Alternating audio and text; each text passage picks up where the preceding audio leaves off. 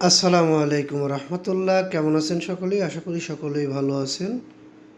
আমাদের দেশের সরকারি চাকরিজীবী এবং তাদের ফ্যামিলির লোকজন যারা রয়েছেন তাদের জন্য নবম পে স্কেল নিয়ে একটি নতুন খবর পেয়েছি। সেই খবরটি আপনাদের মাঝে তুলে ধরার জন্য আমি উপস্থিত হলাম। একটু ধৈর্য সহকারে পুরো নিউজটি শুনলে আপনি বুঝতে পারবেন নবম পে স্কেলে আপনার বেতন কত হচ্ছে সর্বসাকুল্যে। নবম পে স্কেল, বেতন বাড়লেও কমবে সুবিধা, যে বিষয়টি এখনকার অনেক গুরুত্বপূর্ণ হতে চলেছে। একটু ধৈর্য সহকারে পুরো নিউজটি কিন্তু আপনাদেরকে দেখতে ও শুনতে হবে।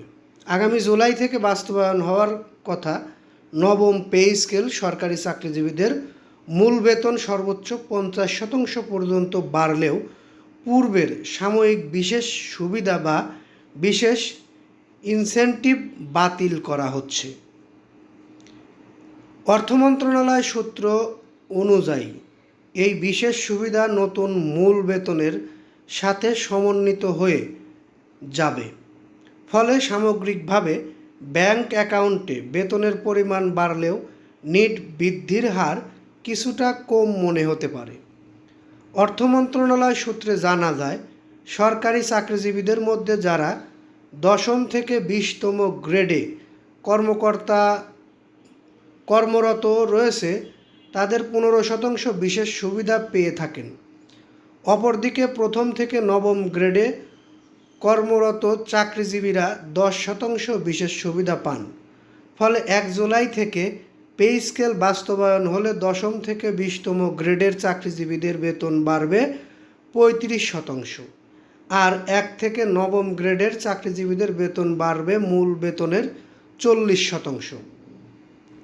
জানা যায়, সম্প্রতি জাতীয় সংসদে 2026-27 অর্থবছরের বাজেট প্রস্তাব পেশের পর আয়োজিত পরবর্তী সংবাদ সম্মেলনে অর্থমন্ত্রী এই বিষয়ে ইঙ্গিত দিয়েছেন। এ সময় তিনি বলেছিলেন, দীর্ঘদিন ধরে নতুন কোনো পে স্কেল না হওয়ায় সরকারি চাকরিজীবীদের বেতন বৃদ্ধি পাচ্ছিল না, অথচ এই সময়ে জীবনযাত্রার ব্যয় ও খরচ অনেকটাই বেড়ে গেছে। সরকারি কর্মকর্তা কর্মচারীদের এই আর্থিক দিকটি সরকার অত্যন্ত গুরুত্বের সঙ্গে বিবেচনা করেছে বলেই নতুন পে স্কেল বাস্তবায়নের এই উদ্যোগ নেওয়া হয়েছে। অর্থাৎ যারা 9ম গ্রেড পর্যন্ত 1ম গ্রেডের থেকে রয়েছেন তাদের বেতন কিছুটা বেশি বাড়বে, আর যারা 10ম গ্রেড থেকে 20তম গ্রেডে থাকবেন তাদের বেতন মূল বেতনের সঙ্গে কিছুটা কম দেখা যাবে। যাই হোক, যারা ধৈর্য সহকারে নিউজটি দেখলেন তাদেরকে আন্তরিক ধন্যবাদ জানাই। ভালো লাগলে লাইক, কমেন্ট, শেয়ার করবেন। বিশেষ করে পরবর্তী নিউজ পেতে আমাদের চ্যানেলটি সাবস্ক্রাইব করে বেল বাটন অন করে রাখবেন। এই আশা ও প্রত্যাশা রেখে এখান থেকে বিদায় নেই। আসসালামু আলাইকুম।